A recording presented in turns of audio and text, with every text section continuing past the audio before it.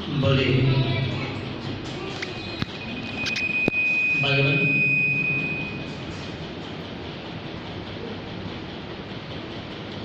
एक प्रभु सनकादिक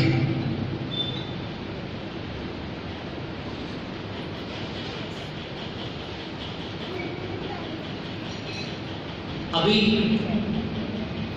भागवत की कथा प्रारंभ नहीं हुई है। अभी केवल भागवत का महात्म्य चल रहा है। भागवत की कथा प्रारंभ हुई नहीं, केवल महात्म्य चल रहा है। तब भी साक्षात भगवान दर्शन देते चले गए। इसका मतलब है जब स्वयं भागवत की कथा जब चलेगी तब तो हमें ऐसा लगता है कि भगवान प्रत्यक्ष पंडाल में विराजमान हो जाए। भगवान बड़ा अद्भुत है श्रीमद् भागवत।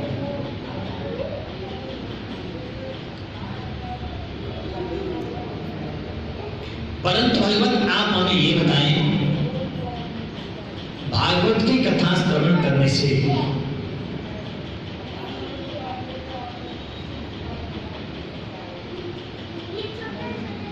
केवल भगवान ही मिलते हैं या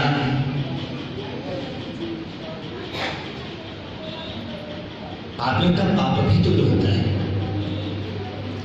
बोले हाँ,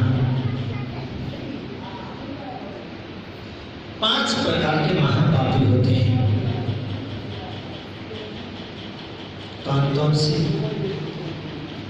ब्रह्मस्व पुष्टा, ब्राह्मण की गुरु की संपत्ति का अपहरण करके खाने वाला।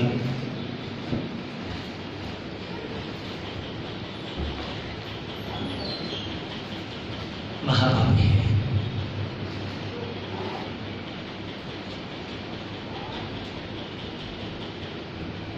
चाहे जानकर चाहे अनजानकर जो गुरु की संपत्ति खाता है वो महापापी है। जान के या अनजान में भी गौ की हत्या करता है वो महापापी है। माता पिता गुरु की निंदा करता है वो महापापी है। जानने अनजान में किसी प्रकार से वेद आदि शास्त्रों की, भगवान की, देव मूर्तियों की जो निंदा करे, का विरोध करे वो महापापी है।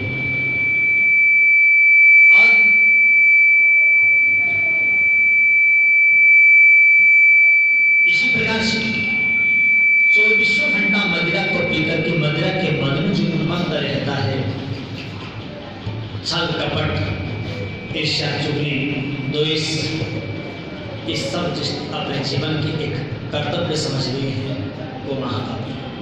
ऐसा महापापी भी श्रीमद् भागवत की कथा में आकर संकल्प पूर्वक कथा श्रवण करे, आगे से ऐसा पाप नहीं करूंगा, ऐसा संकल्प करने के बाद भविष्य में वो पाप को रिपीट न करे, ना दोहराए, तो वो उसका भी पाप दूर हो जाता है।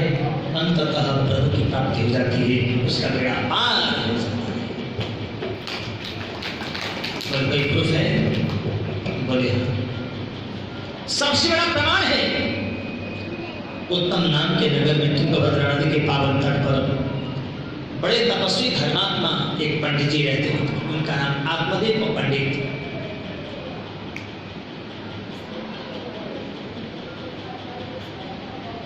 आत्मदेव जी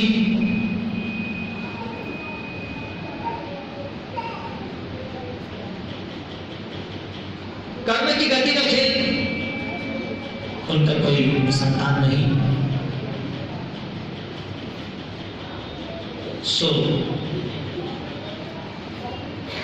संतान न होने के कारण पहले ही चिंतित थे। गौ बांझ हो गई, तुलसी का पौधा सूख गया। किसी ने आकर मजाक में कह दिया, ओ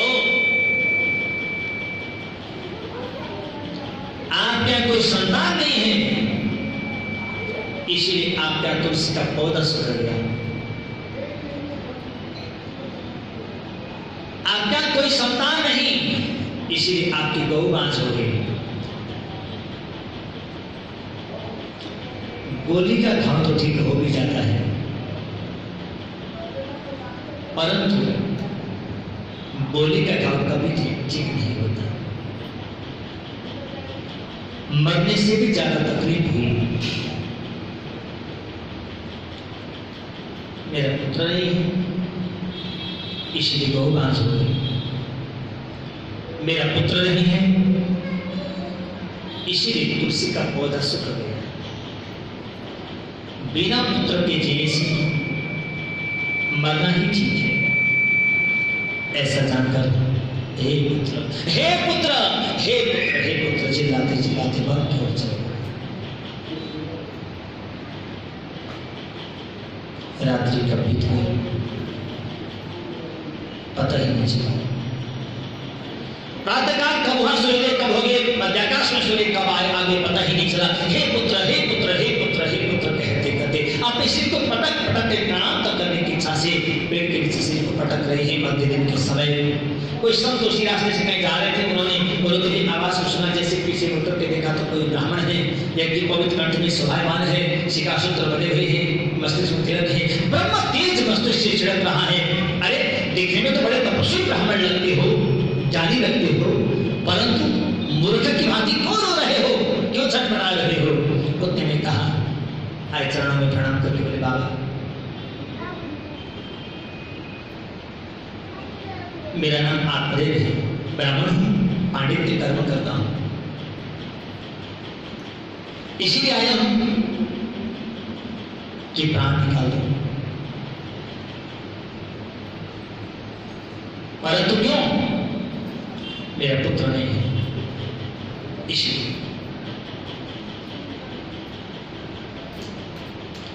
बिना पुत्र के जीने से मरना ठीक है, ऐसा जानकर मानने के लिए आया। इतना तपस्वी ब्राह्मण आज पुत्र की न होने की वजह से आत्महत्या करने के लिए आया है।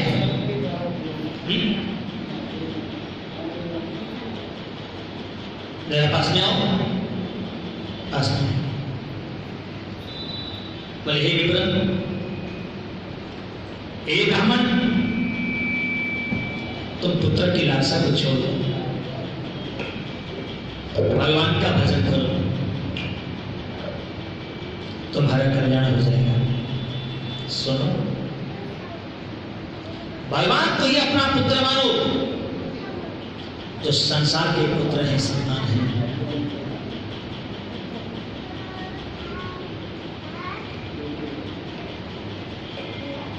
वो तो धोखेबाज होंगे, धोखा दे सकते हो। जो भगवान को पुत्र मानोगे तो तुम भले ही भगवान को धोखा दे दो, भगवान धोखा नहीं। भगवान के साथ एक बार रिश्ता जोड़ लोगे तो भले तुम उस रिश्ता को निभा न पाओ, भगवान हमेशा हमेशा के लिए वो रिश्ता निभाते ही रहेंगे। इसीलिए भगवान को अपना पुत्र मानो, पुत्र की लालसा को छोड़ो। बाबा, इस ज्ञान से मेरा कोई फर्क पड़ने वाला नहीं, मुझे तो पुत्र चाहिए। जरा पास में आओ। संत ने मस्तिष्क की रेखाओं को पढ़ा और वही विप्र, हे ब्राह्मण,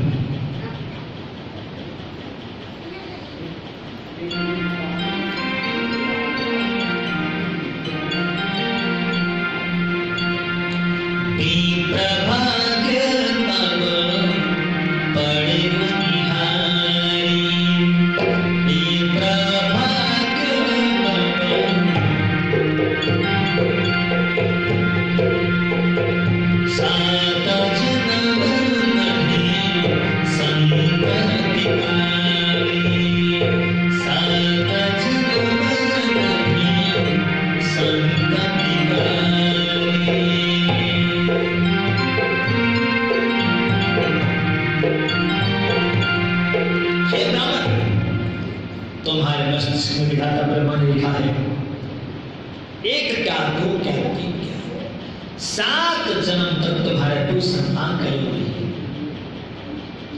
इसीलिए संतान की लालसा मत छोड़ो, भगवान का भजन करो, भगवान को ही अपना पुत्र समझो। बाबा, जब आप विधाता ब्रह्मा के द्वारा लिखित अक्षरों को पढ़ सकते हो, क्या उन अक्षरों को आप मिटा नहीं सकते? क्या उन अक्षरों को आप बदल नहीं सकते? इसीलिए बाबा, मुझे पूर्ण विश्वास है, जब आप विधाता ब्रह्मा के द्वारा लिखित अक्षरों को पढ़ सकते हैं तो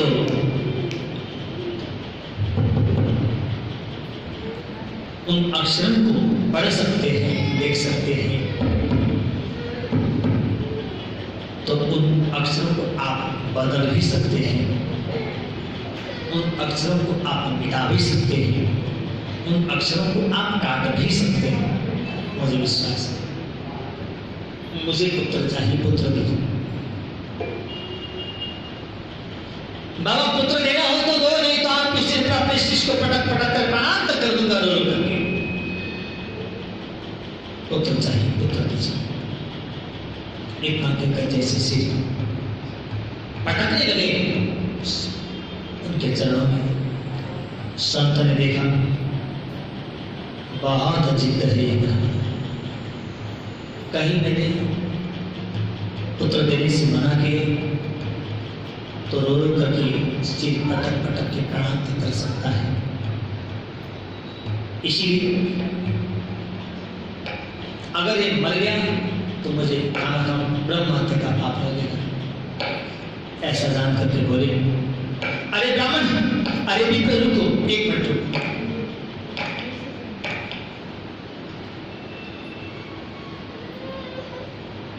तुरंत अपने बैग से फल निकाला, देते हुए बोले, इस फल को ले जाकर तुम अपनी पत्नी को दे देना, तुम्हारा ना बेटा हो जाएगा। अच्छा महाराज, आपकी कृपा से मेरा पुत्र होगा। संत वहां से चले गए। आत्मदेव जी अपने घर पर अपनी पत्नी को फल देते हुए कहा, बेबी धुंधुरी, ये संत के प्रसादी फल है, इसको तुम खा लेना, तुम्हारा बेटा हो जाए। अच्छा जी, जरूर खा लूंगी। इतना कहा,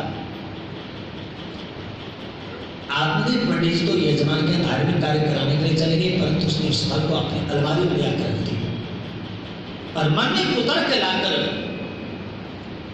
हर प्रकार की बातों को मन में सोचने लगा। इस फल को अगर मैंने खा लिया तो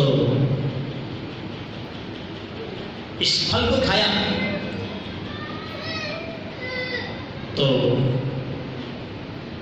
मेरे पेट में बालक है, अगर पेट में बालक आया तो दिन प्रतिदिन गर्भ बढ़ता जाएगा,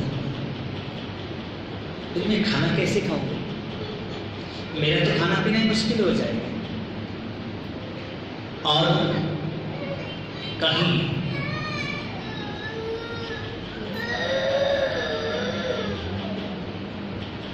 रात्रि में चोर आकर चोरी कर रहेगा तो घर में पति ना हो तो मैं तो अपनी संपत्ति बचा भी नहीं पाऊंगी, क्योंकि मेरे से बैठना भी तो मुश्किल होगा।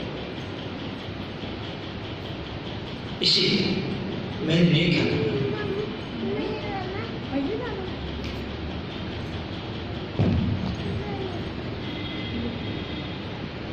मैंने नहीं खाना, रख दिया। और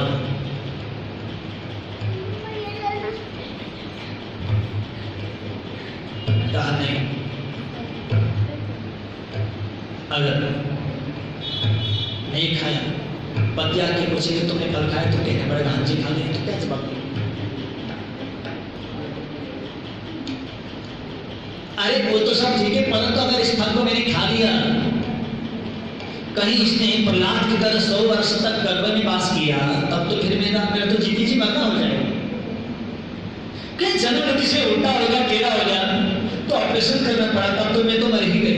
मैंने नहीं क्या नफल में वैसे थी, जैसे तैसे जन्म ले भी लिया, तो इसके बाल मूत्र को कौन साफ करेगा? मेरे बस कर दिया,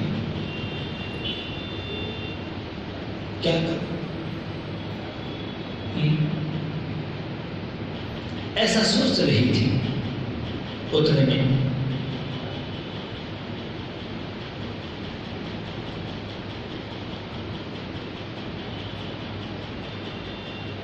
बचपन की सहेली है धुंधुली। अरे आज से उदास उदास क्यों बैठी हो? क्या हुआ तुम्हें?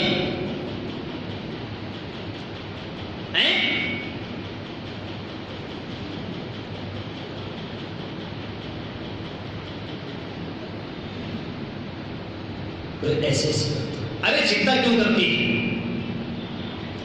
मेरे पास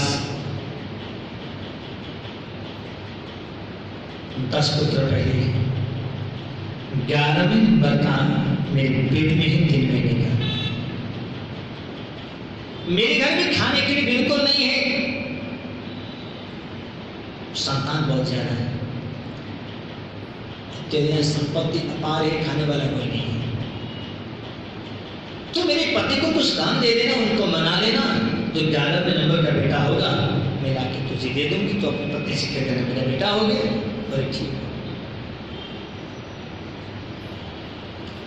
परंतु पतिदेव ने आके एक फल दिया है, कहा इस फल खा लेना तुम्हारा बेटा हो जाएगा, इसको क्या करूं? अरे चिंता क्यों करती है? इस फल को गौ को दे देते हैं, पता तो चले कि इस फल के खाने से बेटा होता भी है कि नहीं। इतना क्या करती, एकदम से फल को फेंक दिया गौ के पास, गौ फल खा गई। अरे यहाँ तो बैल के पास लगे,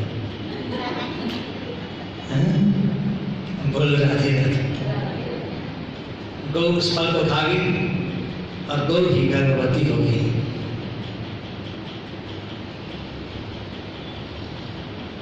और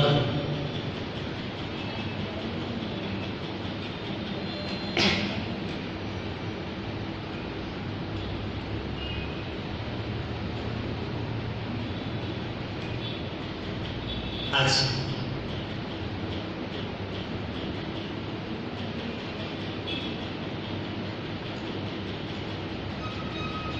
परंतु मेरे गर्भ को पेट को जब बढ़ते हुए नहीं देखेंगे मेरे पतिदेव, तो उनको शंका हो जाएगी। फिर चिंता मत कर, और रोज एक एक रुमाल ले जाना, अपने पेट में लपेट देना, 8-9 महीने तक तो इतना बड़ा पेट हो जाएगा। तो ठीक है, रोज एक एक रुमाल ले जाती है और अपने पेट में लपेटती है।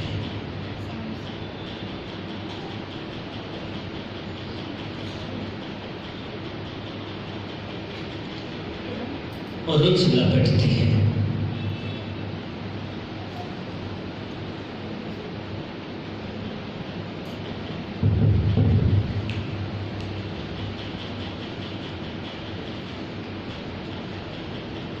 आज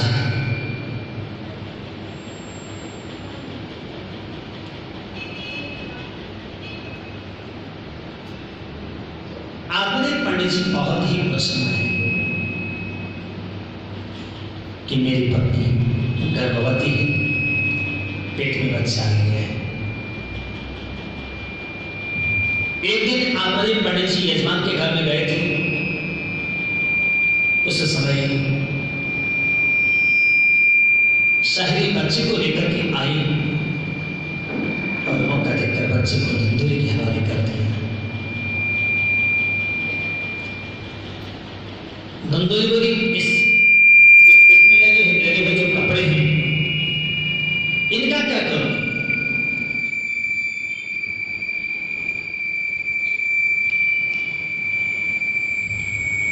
इनका क्या करूं?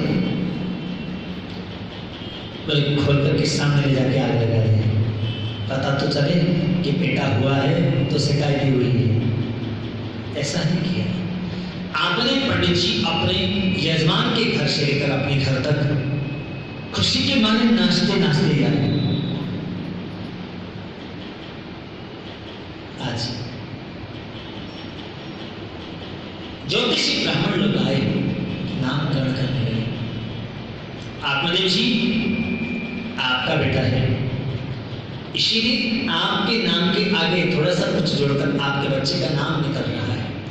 आपका नाम आत्मदेव और आपके बेटे का नाम परमात्मा देव।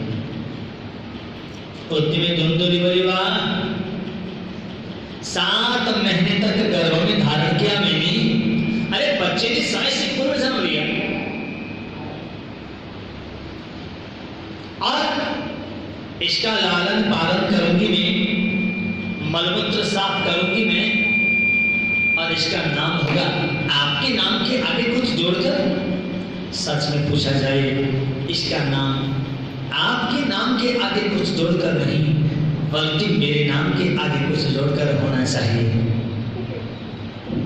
बड़े ठीक है, कुंडली में तो इसका नाम परमात्मा देवी ही होगा। बोलने के लिए तुम जैसे कहोगी वैसे ही नामों से इसको पुकारा जाएगा। बोलो क्या नाम रखा जाए? बोले मेरा नाम धुंधुली है, मेरे बेटे का नाम धुंधुकारी। मेरा बेटा धुंधुकारी, मेरा बेटा धुंधुकारी, मेरा बेटा धुंधुकारी करके गोदी लेकर रोने लगी। समय आने पर माता गौरी भी एक सुंदर बालक का जन्म दिया। सारा शरीर मनुष्य का है, केवल मात्र कान जो है गौ की तरह। इसलिए उनको लोगों ने उनका नाम ही रख दिया गोकर्ण। दोनों भाई धीरे धीरे बड़े होते जा रहे हैं। गोकर्ण पंडितो ज्ञानी, धुंधुकारी महाखल।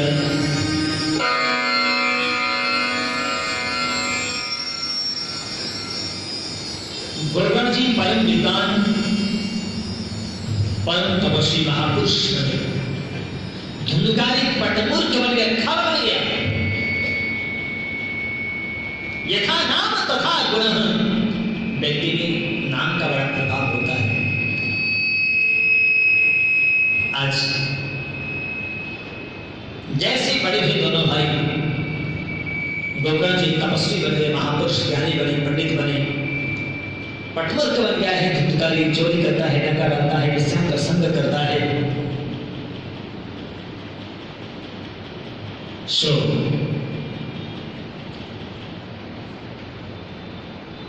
विश्राम को प्रश्न करके चोरी करके लाकर, डाटा डाल के लाकर के दे देता है।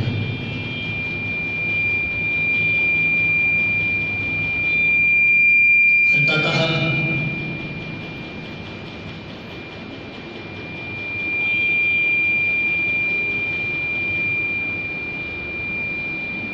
जब विश्राम का संग करते करते विश्राम ने बहुत सारा धन का डिमांड किया।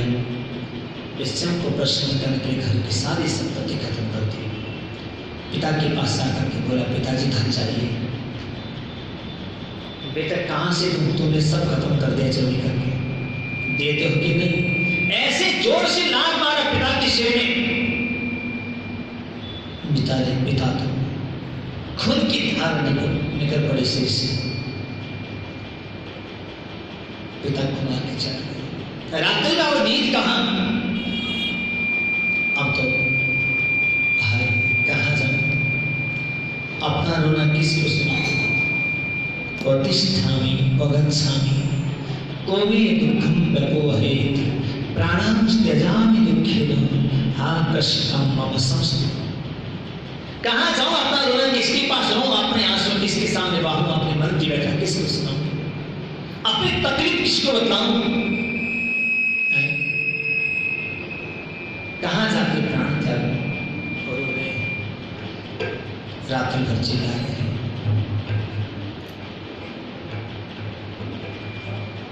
पुत्र ने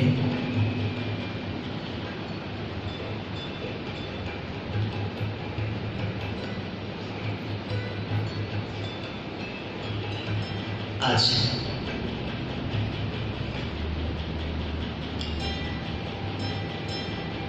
रात्रि में घर से उठे, वन की ओर चल पड़े। व्यक्ति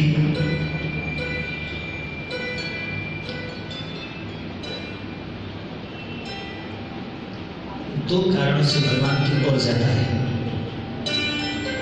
भगवान के शरण में जाता है। कौन कौन से? या तो संत महापुरुष सदगुरु की बात देखने लगे, या परिवारी लोगों का लात सिर में लगे। संत महापुरुष सदगुरु की बात दिल में लगे तो परिवारी लोगों का लात खाने की नौबत ही न आए, उससे पूर्व ही भगवान मिल जाए, नहीं तो फिर लात तो खाना ही पड़ेगा। चिंता मत कर, नंबर यहां भी लग रहे होंगे। कितने लोग तो ऐसे हैं जो संत महापुरुष सदगुरु की बात दिल में लगे हैं, तब कथा सुनने के लाए हैं अपने आत्म कल्याण के लिए। और कितने लोग ऐसे भी हैं तो परिवार लोगों का लात रोज खाना पड़ता है, इसीलिए 2-4 घंटे तो अच्छे टाइम पास हो जाएंगे। घर के किस लड़ाई झगड़ा टेंशन, उससे अच्छा चलो विश्वकर्मा मंदिर में चल पड़ते हैं, थोड़ी सी कथा भी सुन लेंगे और मौका मिला तो भंडारा भी खा लेंगे, बस शाम का भी झंझट खत्म, बस फिर शांति करके आ जाते हैं। कुछ ऐसे भी आए जागी रही भावना जैसी, अपने की भावना की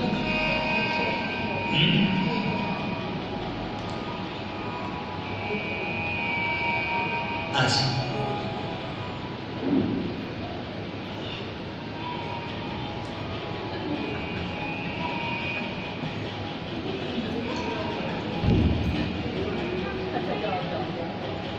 आप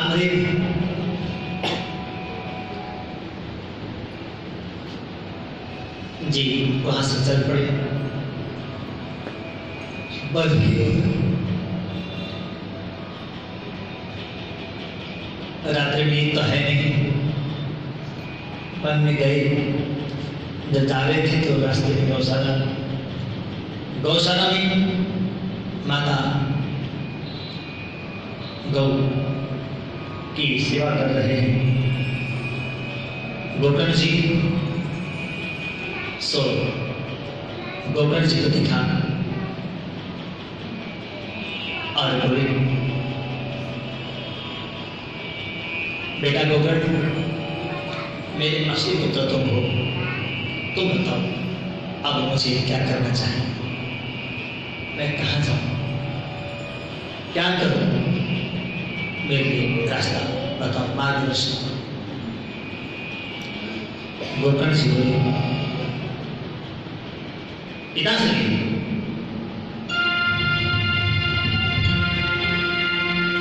देहेष्टिमां सर्वे भीमस्मिन् त्यजत्वं जायासु तादिषु सदा ममतं विमुञ्च पश्यामि संजगदिदं क्षणभङ्गतिष्ठं वैराग्यजागरसिको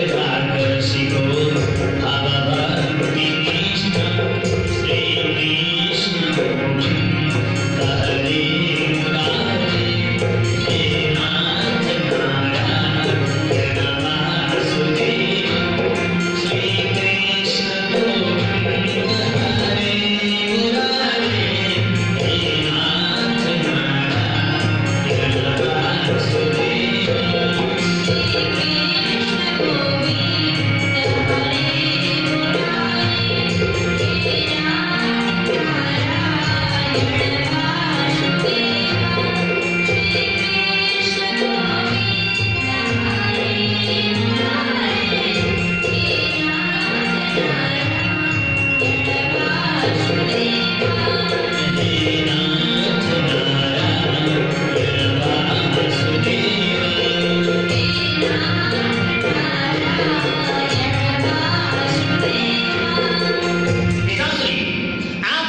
शरीर के प्रति अहंकार करते हैं। मैं करते हैं। मेरा शरीर, मेरी पत्नी, मेरे बच्चे, मेरा घर, मेरा परिवार, मेरी संपत्ति, मेरा खजाना, मैं जो करते हैं। ममता विवंचः, इसको आप परित्याग कर दीजिए, इसको छोड़ दीजिए। पश्चात जगदिनम क्षणभंगुरनिष्ठम्, संसार को क्षणभंगुर समझकर हृदय में वैराग्य को उत्पन्न करके भक्ति से निष्ठ होकर के आप धर्मं भजस्व, प्रभु का भजन कीजिए। भगवान श्री कृष्ण का भजन कीजिए। पिताश्री साधु पुरुषों का संग कीजिए।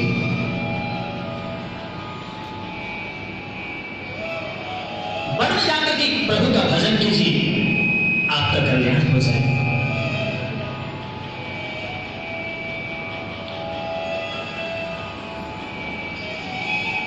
आज ऐसा उपदेश किया गोकर्ण जी ने। अपने पुत्र गोकर्ण का उपदेश सुन करके वहां से श्रीधाम वृंदावन में गए। आत्मदेव पंडित और श्रीमद् भागवत 10वें स्कंद का पाठ करके मात्र 6 महीने में उन्होंने मुक्ति को प्राप्त कर लिया। अब तो धुंधकारी ने आकर के अपनी मां को मारना प्रारंभ कर दिया। धन कहां है, धन दो। पहले तो धुंधकारी बोली तेरी छोड़ा है क्या है, जो कि मैं तुम ना ज्यादा ही सिद्ध करने लगा और कहने लगा कि जैसे बाप को मारा वैसे तुझे भी मारूंगा।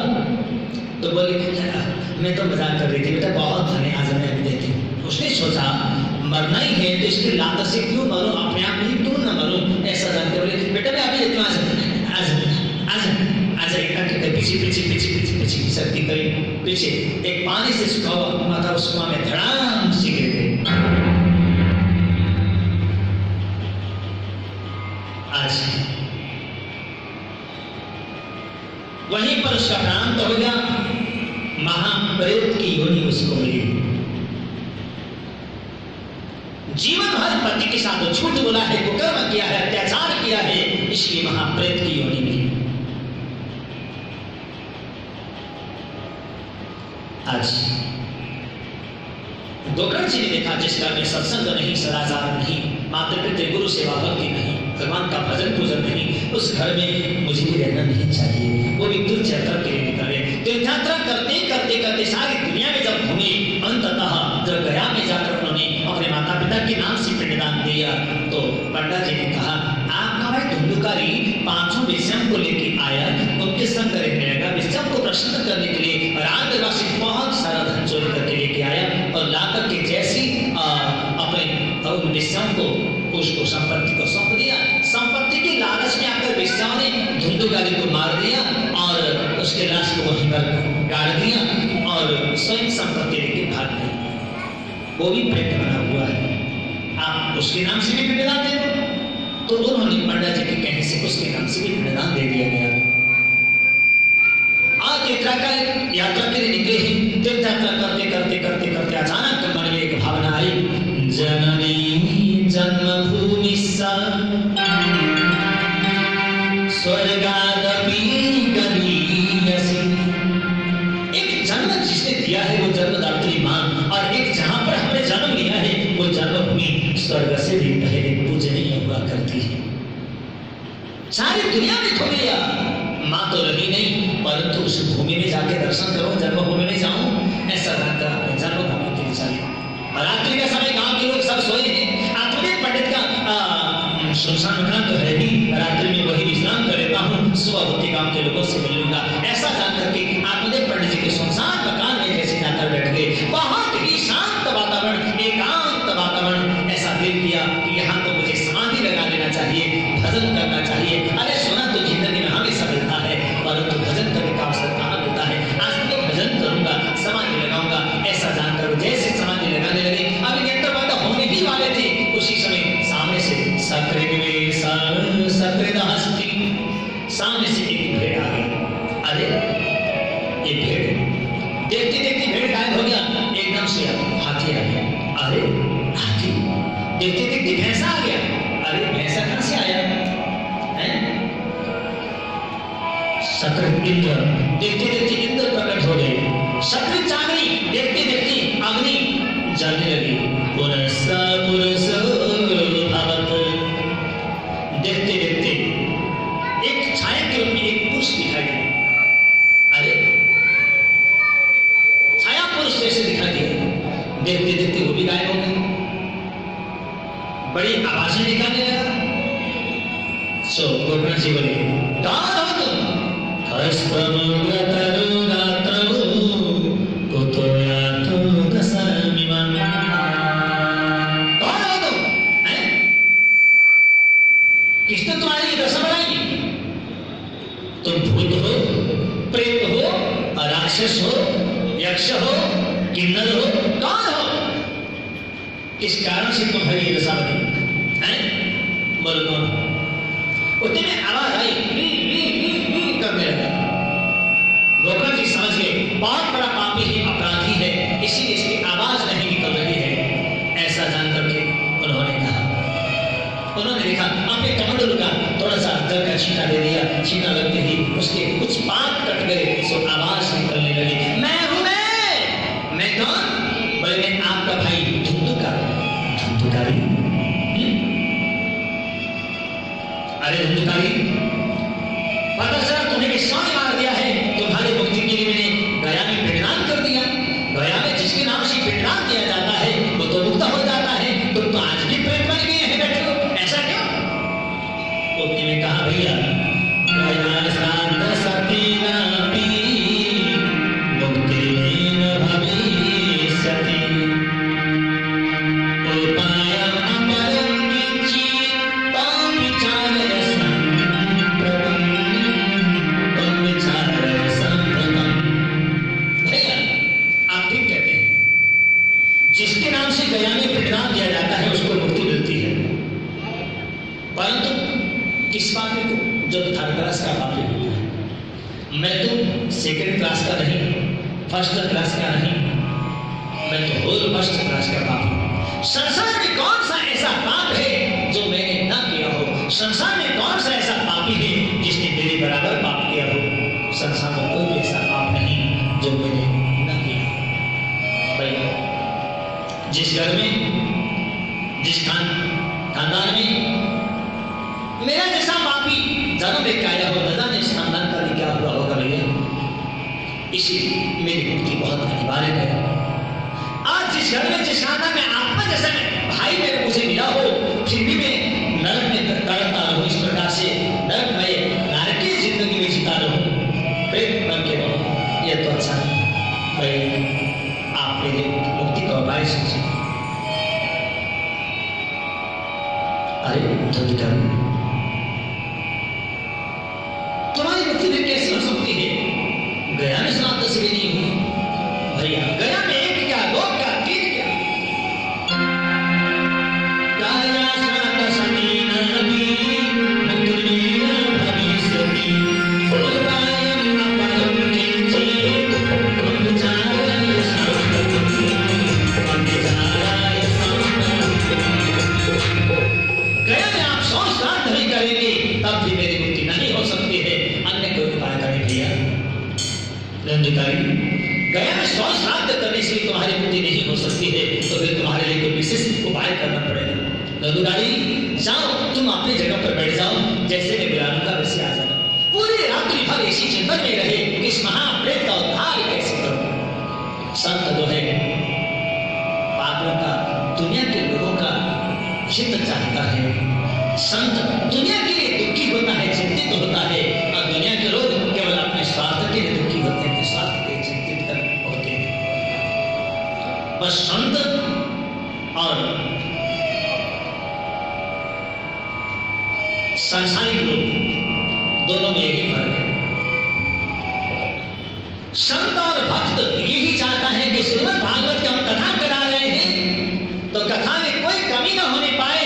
भले हम साल भर 2 टाइम जो रोटी खाते, 4 खाते, हम 3 दिन खा लेंगे, परंतु भागवत कथा में किसी भी प्रकार से कोई भी कमी नहीं होनी चाहिए। ये भक्त पुरुष कहता है, भक्तिवती माताएं कहती है। जो भक्त है वो ऐसा सोचता है भागवत की कथा साल में एक बार होनी चाहिए, और उसमें कोई कमी नहीं रहनी चाहिए। और सांसारिक लोग क्या सोचते हैं, बोले नहीं भागवत बेशक जिंदगी में एक बार ही ना हो, परंतु रोज में अगर 4 रोटी खाना है तो 4 में से 8 पकाएंगे, 4 फेंक देंगे और 4 खाएंगे।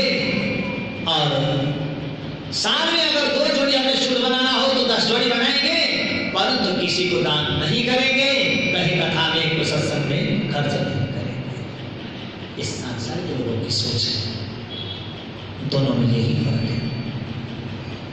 संत और भक्त कहता कि पापी भी है तो कोई बात नहीं, आओ भगवान का भजन करो। अरे कभी न कभी तो प्रभु की दया होगी, जिस दिन दया होगी तुम भी धर्मात्मा बन जाओगे, अपराधी हो तब भी आ जाओ, परंतु भगवान की कृपा से तुम भी महात्मा बन जाओगे, महापुरुष बन जाओगे।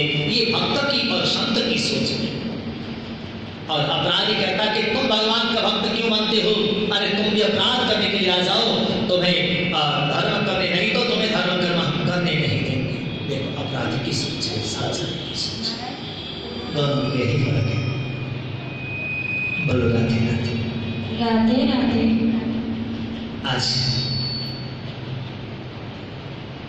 गोकर्ण संत है, भक्त है, इसलिए वो चाहते हैं कि इस आदमी का उद्धार हो, उसका कल्याण हो। रात्रि भर यही सोचने लगे रहे इस अपराधी का उद्धार कैसे करें।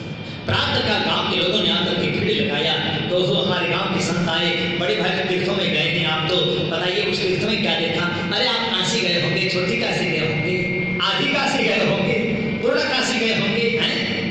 अरे आपने गया में गए, फलाने तीर्थ में गए, फलाने तीर्थ में गए, फलाने तीर्थ में गए, वहां क्या देखा, वहां क्या देखा, वहां क्या देखा, वहां क्या देखा, बताइए। गोकर्ण जी बोले वहां क्या देखा, वहां क्या देखा, ये पूछना बाद में, पहले ये पूछो बीती रात्रि में अपने घर में क्या देखा। अरे बोले हाँ, जानते हैं आप लोग क्या आत्मनिक पंडित जी का लड़का धंधुकारी महाप्रेत बन के रहता है? बोले तभी तो इस घर में आते जाते नहीं है, ऐसे कोई काम चलेगा नहीं। अरे आने ना आने से क्या फर्क पड़ेगा, आपने कभी सोचा कि उसका उद्धार कैसे हो? बोले ये तो नहीं सोचा। तो बताइए ना आप लोग, फिर उस पापी का उद्धार तो होना चाहिए, फिर कैसे हो? गोकर्ण जी स्वयं आप परम विद्वान होते हुए हम गांव के ऐसे बेचारे हम भोले भाई लोग, हम लोगों से आप पूछते हैं, हम तो कुछ नहीं जानते हैं, आप ही बता सकते हैं। गोकर्ण जी देखा कोई भी उस महापापी के उद्धार के बारे में बतला नहीं आ रहा है, तो उन्होंने तुरंत ही, मध्य दिन का समय था, सूर्य मध्याकाश में थे, अपने मंत्र शक्ति से सूर्य को स्तंभित कर दिया, रोक लिया। बोले हे विश्वान, हे सूर्य नारायण, महाप्रेत के उद्धार के लिए हमें क्या करना चाहिए, आप आज्ञा करें। मंत्र शक्ति से सूर्य रुक गए और सूर्य ने अपनी महावाणी घोषणा कर दी।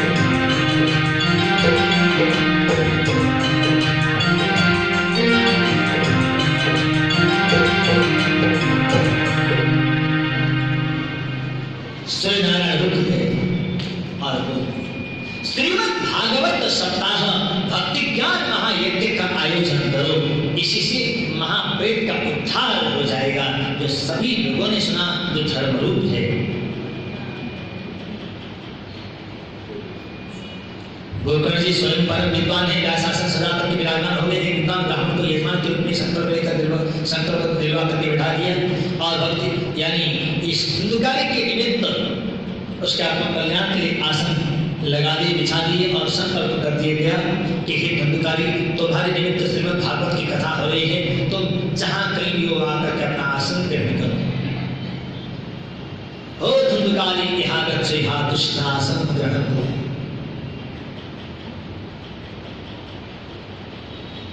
इस प्रकार से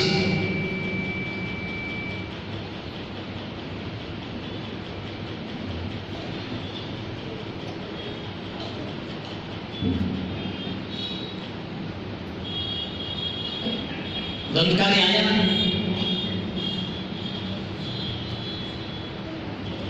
आकर के आसन में बैठ गए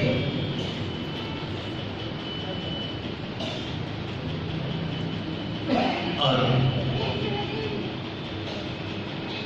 कथा श्रवण करना था। उसी समय वायु का झोंका आया, उसको एकदम से उड़ा करके ले गया। फिर आके बैठा, फिर आंधी उड़ा के ले गई। फिर आके बैठा, आंधी उड़ा के ले गई। फिर आके बैठा, फिर हवा उड़ा के ले गई। बारंबार आता है, बारंबार आकर के बैठता है, बारंबार आंधी उड़ा के ले जाती है। अरे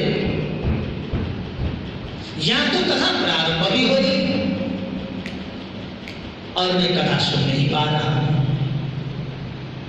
बारंबार मुझे आंधी उड़ा के ले जा रही है। कैसे कैसे कथा सुन? उसी समय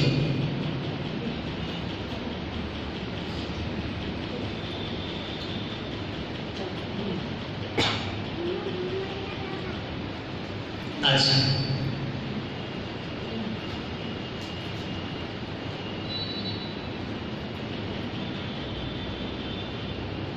देखा धुंधकारी ने सामने एक 7 गांठ का बांस लगा है।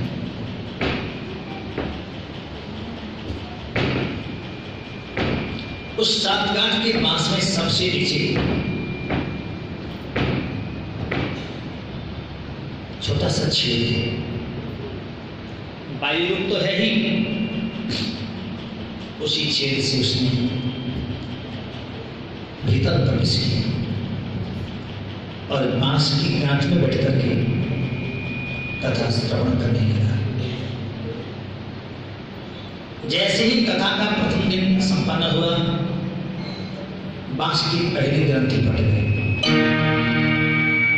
दूसरे दिन दूसरी ग्रंथि भी फट गई। तीसरे दिन तीसरी ग्रंथि भी फट गई। चतुर्थ दिन चतुर्थ ग्रंथि फटी। 5वें दिन 5वीं ग्रंथि फटी। 6ठे दिन 6ठी ग्रंथि फटी। 7वें दिन सप्त ग्रंथि निवेदन, 7वीं ग्रंथि भी फट गई।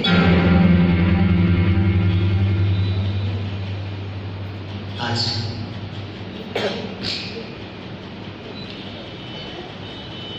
दिव्य रूप धरो जातस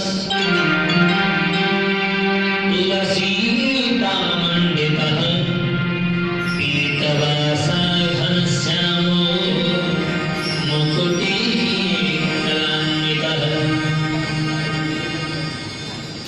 पीतांबरी को धारण करके 4 हाथ सुंदर श्यामवर्ण का स्वरूप, साक्षात भगवान का जैसा स्वरूप प्राप्त करके धुंधकारी दिव्य रूप को धारण करके प्रकट हो गया है।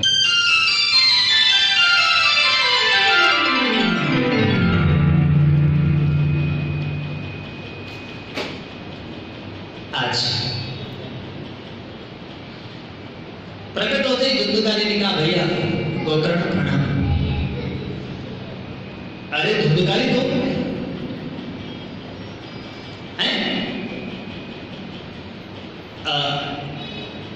कैसे ये दिव्य रूप कैसे प्राप्त हुआ?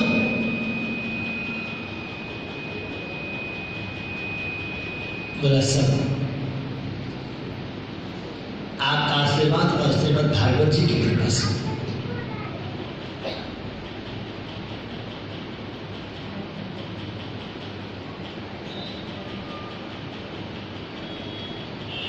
केवल मुझे देव रूप ही प्राप्त नहीं हुआ है। बोले तो मुझे साक्षात प्रभु के धाम से एक दिव्य विमान आने वाला है और प्रभु के पार्षद मुझे प्रभु के धाम ले चलेंगे, मुझे मुक्ति भी मिल गई है। इतना कहना था, सामने से एक दिव्य विमान आता हुआ दिखाई दिया।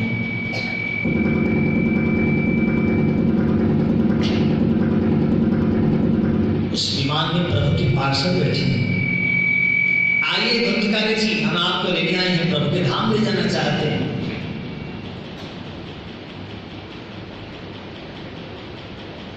ओम विमानाय नमः स्वाहा। इतना कहकर विमान को प्रणाम करके जैसे धुंधकारी विमान में बैठने लगा, उतने में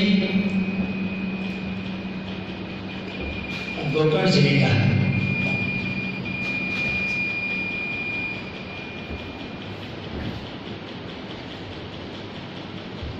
गोकर्ण जी ने कहा, हे प्रभु के पार्षदों, एक मिनट। बोले क्या हुआ? बोले क्या हो रहा है? बोले धुंधकारी ने कथा सुनी है, धुंधकारी को मुक्ति मिल गई है, इसीलिए हम धुंधकारी को वैकुंठ ले जाना चाहते हैं। बोले क्षमा करना, ये भेदभाव हमें अच्छा नहीं लगा। बोले कैसा भेदभाव? अरे कथा तो सुनी हो हजारों लोगों ने, मुक्ति मिले अकेले धुंधकारी को ऐसा कर है? अगर श्रीमद् भागवत की कथा सुनने से ही मुक्ति मिलती है तो अत्रैव बहवः सन्ति श्रोतारो मम निर्मम। यहाँ तो हजारों श्रोता हैं। अनेकानि विमानानि न तेषां विवपति पुनः। तो सबके लिए विमान आइए, अकेले धुंधकारी के लिए क्यों? उतने में प्रभु के पार्षदों ने कहा, गोकर्ण जी, हमारी ओर से या प्रभु की ओर से कोई भेदभाव नहीं है। श्रवणस्य विभेदेन फलभेदोऽत्र संस्थितः। श्रवणं तु कृतं सर्वैः न तथा मननं कृतम्। ये तो श्रवण में यानी कथा सुनने में भेद होने से भेद हुआ है।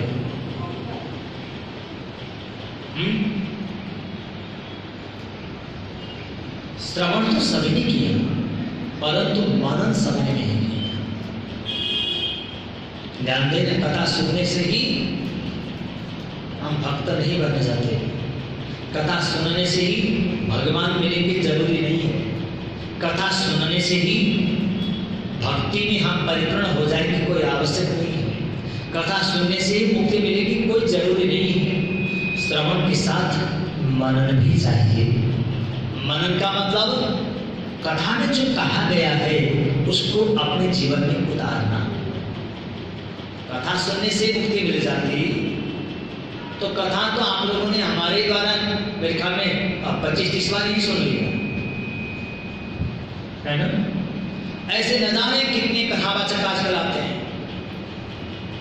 कोई पूर्ण ज्ञान वाले होंगे, कोई अल्प ज्ञान वाले होंगे, कोई थोड़ा सा ज्ञान वाले होंगे, कोई कैसे भी है, पर आते हैं, आप लोग सुनते हो। अगर कथा सुनने से मुक्ति होती तो सबकी हो जाती। कथा सुनने से भक्त हो जाते तो हमारे घर में इतनी आदि व्याधि दुख दुविधा है इतना कुछ न होता। बहुत कम लोग हैं जो कथा सुनने के बाद आनंदित हैं, खुशहाल हैं। जिनका पुत्र था उनको पुत्र हुआ, जिनका पौत्र था उनको पौत्र हुआ, जिनको लाड़ी नहीं थी उनको लाड़ी मिल गई, जिनको गाड़ी नहीं थी उनको गाड़ी मिल गई, जिसको घर नहीं था उसको घर मिल गया, जिसको बास नहीं था उसको बास मिल गया, जिसका कारोबार नहीं था उसको कारोबार मिल गया, जिसको नौकरी नहीं थी उसको नौकरी मिली, जिसको छोकरी नहीं थी उसको छोकरी मिली है ना। और जिसको सब कुछ था, भक्ति चाहिए थी, बस भक्ति में मंत्रमा हुआ है, बहुत कम लोग हैं। सब लोग नहीं। क्यों? क्योंकि न तथा मननं कृतं क्योंकि सबने मनन नहीं किया, सबने उसको अपने अंदर लाने की चेष्टा नहीं की।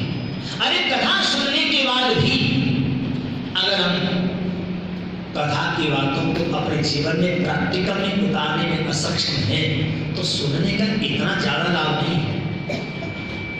क्यों? श्रवणस्य विभेदेन फलभेदत्र संस्थितः।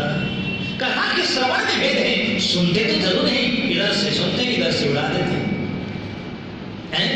कथा सुनने के लिए आते हैं तो कई प्रकार की भावनाओं को लेकर आते हैं। कई लोग सोचते हैं टाइम पास हो जाएगा, शाम को खाने को मिलेगा। देखो अब कुछ लोग होते हैं किच-किच, जो घर में लड़ाई है उससे जी बच जाएंगे, बस थोड़ा सा वहाँ से लोगों से परिचय भी हो जाएगा।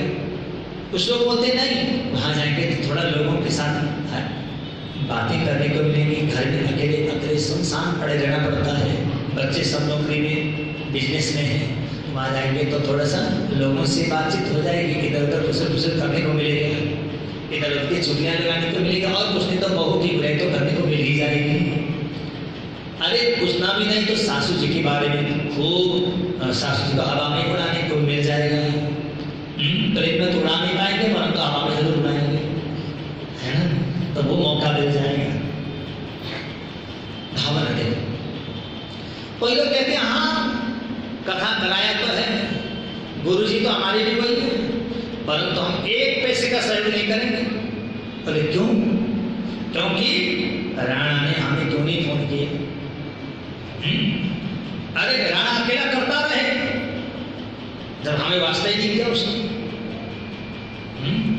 अरे हम कथा में जरूर जाएंगे, कथा में आके बैठ गए, बार बार राणा को घूर घूर के देखे, इसने हमें फोन नहीं किया था।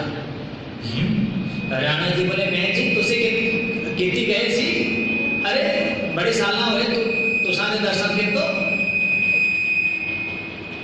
पहले तो अनसुना कर दे। जब 2-3 बार राणा ने कहा अरे तो साझे बुलाते हैं, हाँ जब बार बार कहा, बोला राणा जी बस इतने कितने गए थे सी,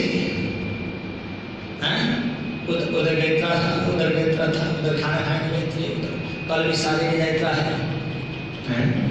बोला राधे राधे। अरे महाराज वो तो सब जगह कथा बीच में टाइम दे दिया करो, कीर्तन बीच में आया करो, चिंतामणि माता मंदिर में का कीर्तन भी करते हैं आशीष सब मिलके। अरे कथा भी वहाँ गई है, थोड़ा तो सारे कोई सहयोग माड़ी मोटी जो भी सहयोग देना वो भी पर्ची वर्ची जो कृष्ण भगवान लगवा दो जी, पर सहयोग करो। बोले कोई नहीं, जो करना होगा गुरु जी को कर लेंगे, गुरु जी के पास मुड़ के मिलने भी नहीं जाना है। आप गुरु जी के पास आके फल चढ़ाए तो भी खुश, फूल चढ़ाए तो भी खुश, नहीं चढ़ाए तो भी खुश, 10 रुपये डाल दे तो भी खुश, 1000 रुपये डाल दे तब भी खुश, आप कुछ भी नहीं मिलने नहीं गया तब भी खुश होते। तो किसने पूछना? राणा जी ने, है राणा जी, और किसको क्या पता चला कि गुरु जी के पास क्या किया या क्या नहीं किया? और दूसरा कौन सा गुरु जी ने पूछना कि तुमने क्या चढ़ाया या कर कुछ किया कि नहीं? देखो जो करना है अपने लिए करना है, इसी को कहते हैं न तथा मननम कृतम। कथा में आए जरूर है परंतु कथा सुनना कम, प्रतिशोध लेना जा रहा, उसका कोई लाभ नहीं। आओ पवित्र वंश स्वच्छ हृदय से, निर्मल जनामन सोमहि भाव। आप लोग पढ़ते थे रामायण? जो निर्मल मन से आते हैं, पवित्र मन से आते हैं, निश्चल निष्कपट मन से आते हैं,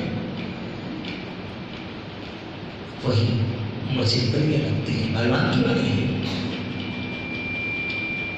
तो इसलिए हमारे कथा में चाहे 1 रुपया देते हैं, चाहे लाख रुपया देते हैं, कोई राणा को नहीं देते, कोई रानी को नहीं देते, कोई दूसरे को नहीं देते, हम किसको देते हैं?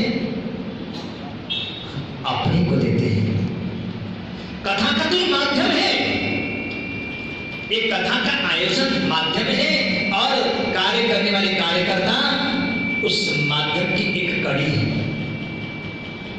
जैसे यहां से हमने वृंदावन जाना है, बस में जाना है, तो बस हमारा माध्यम है, परंतु ड्राइवर जो है उसकी कड़ी है।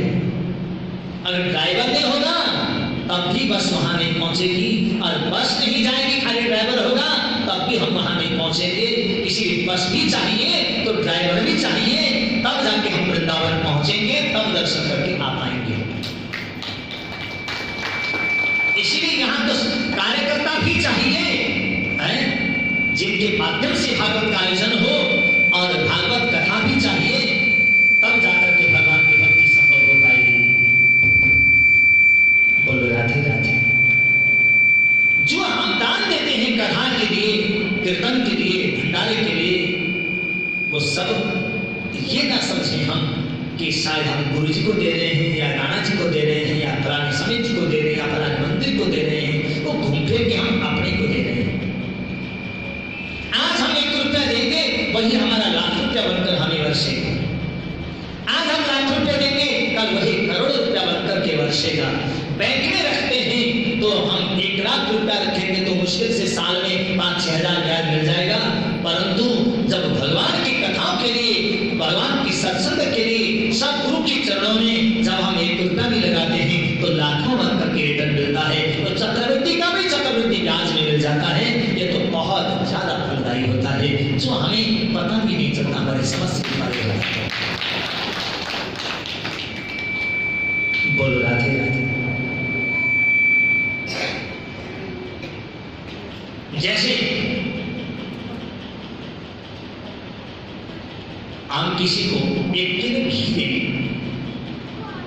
500 रुपया अलग से देंगे किसी गरीब को, तो गरीब हमें आशीर्वाद देगा कि आपका भला हो। घी बिल्कुल नहीं था, तेल भी नहीं था, बस इस 1 किलो की कम से कम 15 दिन से 1 महीने तक का मेरा गुजारा चल जाएगा। 500 रुपया जो दिया है सारे खरीदने को हो जाएगा, कुछ सब्जियों के लिए हेल्प हो जाएगा। आपका बहुत बहुत धन्यवाद, मेरा परिवार बढ़ेगा। खुश होकर आशीर्वाद दिया। और ब्राह्मण लोग न जाने कैसे कितने किलो घी रोज हवन में अग्नि में डाल देते हैं, और न जाने कितने 500 के एक की सामग्री और लाते हैं, वो भी अग्नि में डाल देते हैं। स्वाहा स्वाहा स्वाहा हवन करते हैं।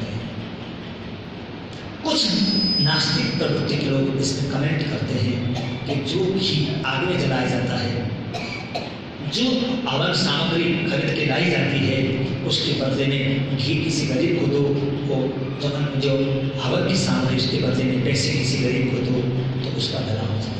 ये ब्राह्मण लोग, ये धार्मिक लोग, ये भक्त लोग ये प्रथा में संपत्ति को नुकसान कर रहे हैं, पैसे की बर्बादी कर रहे हैं, ऐसा कमेंट करते हैं। परंतु उनको ये नहीं पता कि एक गरीब को हम 1 किलो घी देंगे या 500 या 1000 रुपए देंगे तो वो एक ही गरीब का भला होगा। परंतु उसी से जब वेद के मंत्र पढ़ के यज्ञ में आहुति दी जाती है, तो आहुति से निकलने वाला जो धुआं है वो उड़ते उड़ते उड़ते जाता है, अंतरिक्ष में जाकर के एक ओजोन नाम का तत्व का परत बनता है, ओजोन तत्व बनता है उससे। और जिस ओजोन तत्व से सूर्य की किरणें स्पेशल छन करके आती हैं, तब जाकर के सूर्य के किरणों का बैलेंस बनता है, और पृथ्वी में आकर के वही किरणें आम जीव के लिए लाभदायक साबित होते हैं। अन्यथा सूर्य की किरणें बिना चाहे डायरेक्ट आ जाएं तो इतना गर्म और इतने खतरनाक विषैले कीटाणु में, जिसकी वजह से सारा संसार तुरंत खत्म हो जाए। उस किरणों को, एक भी किरण को पृथ्वी सहन नहीं कर सकती, ना जबरदस्त पावरफुल और इतने कीटाणुओं से संयुक्त और इतनी गर्म किरणें होती है। तो ऐसे उन सभी किरणों को प्यूरिफाई करने का काम, छानने का काम ये ओजोन नाम का तत्व करता है। और वो ओजोन तत्व बनता है ऋषि मुनियों के द्वारा किए गए, ब्राह्मणों के द्वारा, भक्तों के द्वारा किए जाने वाले हवन की, यज्ञ की धुआं से, और वो भी वेद के मंत्रों के साथ शुद्ध गाय के घी का जब हवन किया जाता है तो उस धुआं से निर्माण होता है ओजोन तत्व।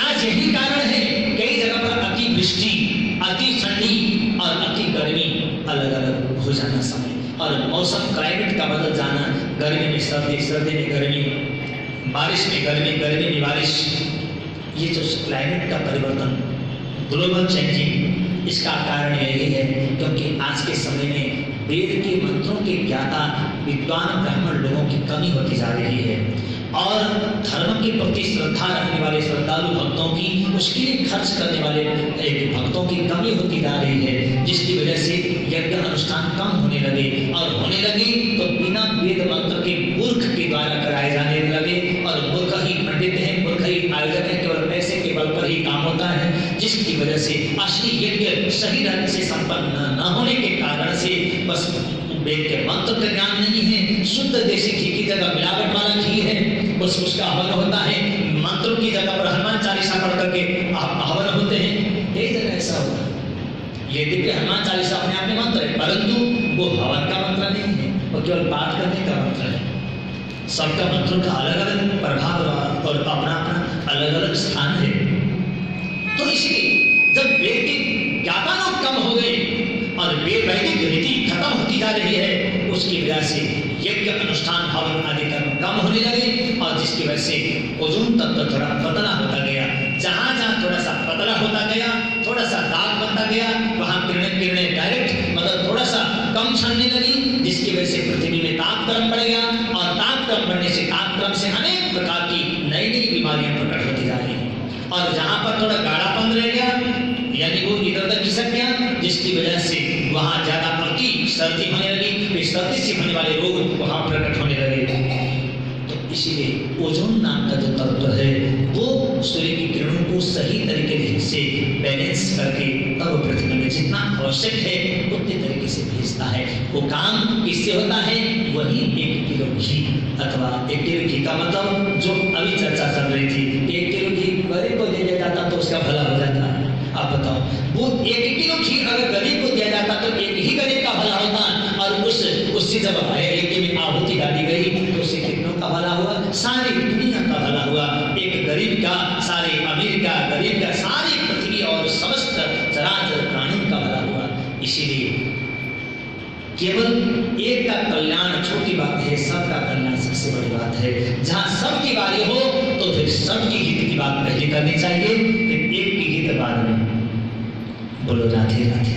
राधे राधे। जहां पूरी दुनिया का सवाल आए तो दुनिया की रक्षा के लिए अपना परिवार भी छोड़ना पड़े तो वो ही महाधर्म है। इसीलिए जहां पर दुनिया की कल्याण की बात हो वो कार्य करना चाहिए।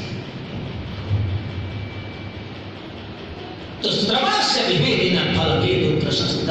यज्ञ में जो दान करते हैं, अनुष्ठान करते हैं, उसका फल देखो, जो हवन किया गया अपने को भी फल मिला, दुनिया को भी फल मिला कि नहीं? और उससे खाते तो अकेले नहीं खाते। तो इसीलिए कथा के श्रवण में भेद होने के कारण फल में भेद हुआ है। इसीलिए अगर सब लोग सच्चे दिल से, श्रद्धा से, विश्वास से, भक्ति के साथ कथा श्रवण करेंगे, सभी का कल्याण होगा और सभी को भगवान मिल जाएंगे। इतना कहकर प्रभु के पार्षद धुंधुकारी को दिव्य विमान में बिठा करके प्रभु के धाम लेकर चले गए।